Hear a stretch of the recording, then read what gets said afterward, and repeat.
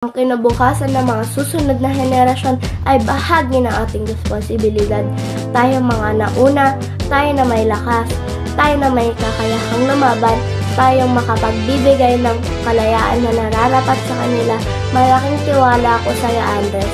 Bilang ina ng Katipunan, ipinauubaya ko sa iyo ang desisyon na gawin kung ano ang sa tingin mong nararapat.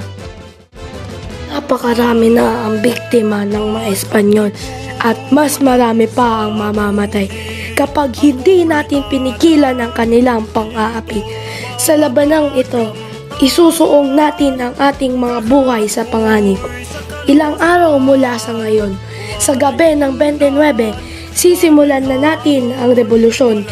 Ilalabas ninyo ang inyong mga sedula. Pagmasdan ang munting papel na umaalipin sa atin lahat. Katipunan, kailangan na nating wakasan ang ilang daang taon na pananakop ng mga Espanyol. Kulang man tayo sa sandata, mas malakas man ang baril at kanyon ng mga Kastila. Lalaban tayo hanggang sa huling hininga. Hindi tayo magpapalupi. Tayo ang magtatagumpay dahil tayo ang mga anak ng bayan. Tayo ang nagmamay-ari sa lupang ito. Punitin ang mga sedula ninyo.